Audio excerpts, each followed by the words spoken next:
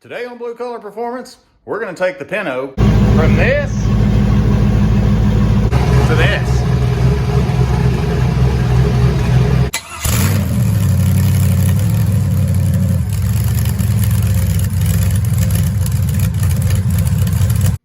Hello and welcome to Blue Collar Performance.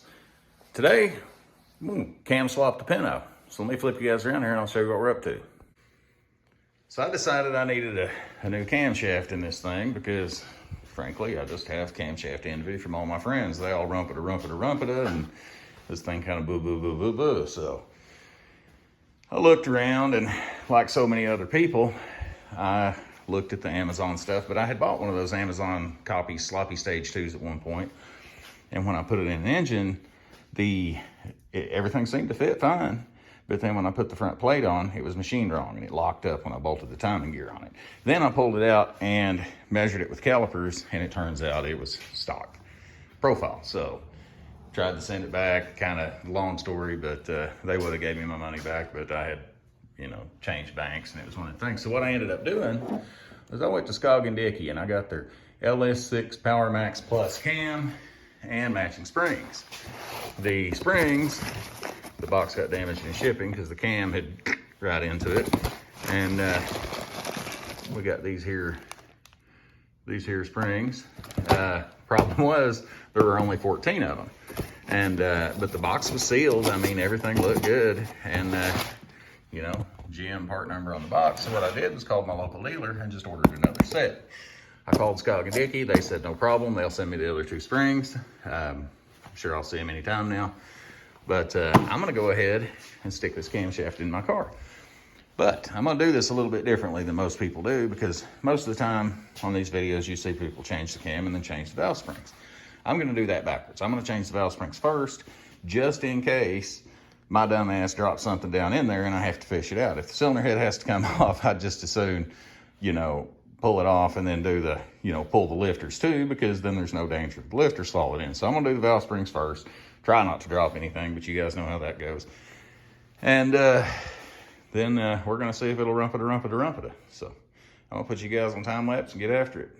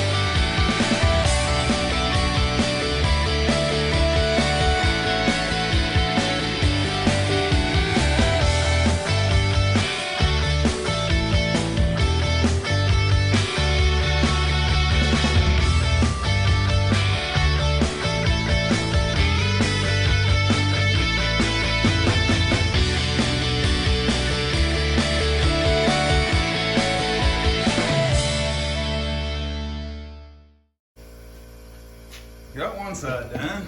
Went ahead and left the air hooked up on that rear cylinder. You can hear there's just basically no leak down at all, which means the little engine's good and sealed up. Now, really the only reason I put you guys through that was to show you that you don't have to have some highfalutin LS specific valve spring compressor. That is that little guy right there. Got it at O'Reilly's for like $9. I've done that before with a different one, but apparently I loaned it to somebody and never got it back. But I did have to take a hammer and kind of mash the ends together a little bit to make it fit correctly on the retainer. But once I got that sorted, it went pretty well.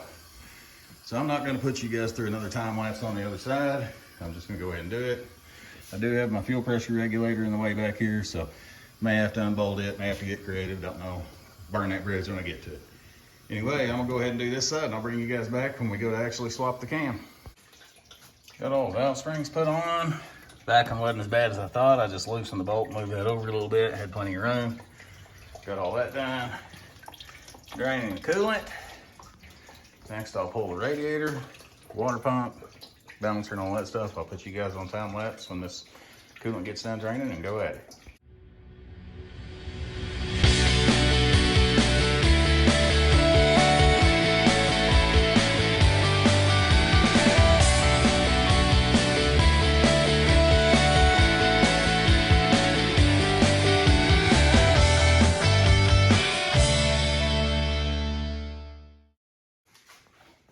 Okay, got the good old LR4 cam out. Slid the Scog and Dickey cam in. And I don't know if you could see it on the time lapse, but in my typical fashion, I found a ratchet that fits really good in the cam and really works good as an installation handle. So if you've got, that's just an old cheap ratchet of some variety that I've had kicking around. Long time Husky, I think, but thought I'd share that with you guys. It's you know, it beats using a screwdriver in my opinion. So anyway, I'm gonna go ahead and put you guys back on time lapse and start throwing this back together.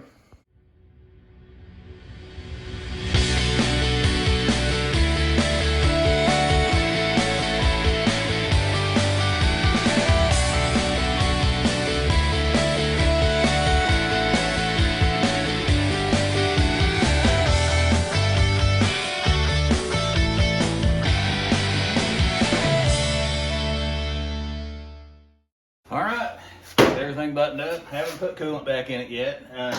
30 years being a mechanic taught me anything, it's don't put coolant in it after you've done something big until you know it's right. So let's try to start this thing, see what we got.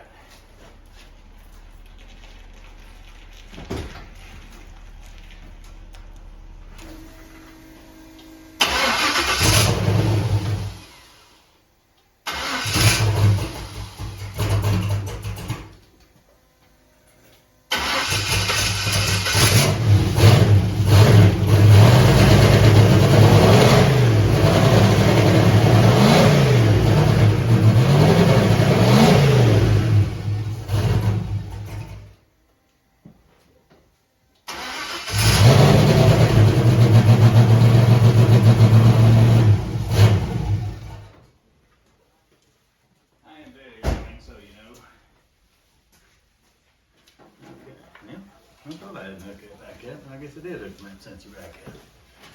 We might need some tuning.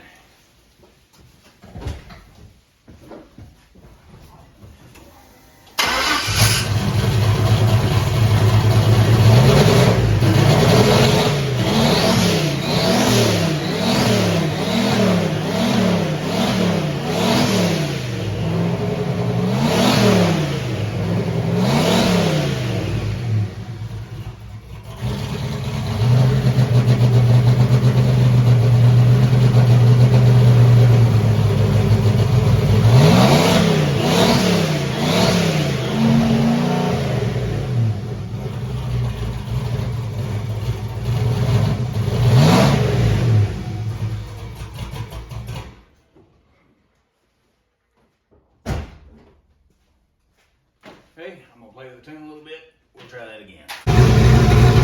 Okay, got it idling. Sounds great.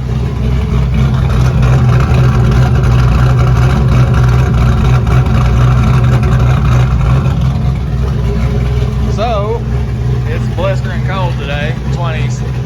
So I'm gonna wait till the weather's a little bit fairer to retune this thing, but I'll make a video when I do that. We'll see. It used to hook up pretty good, first and second gear. I expect we're gonna pick up a little bit of power, but that remains to be seen. But anyway, I thank you for watching. I hope you enjoyed the video, and I hope you'll join me next time.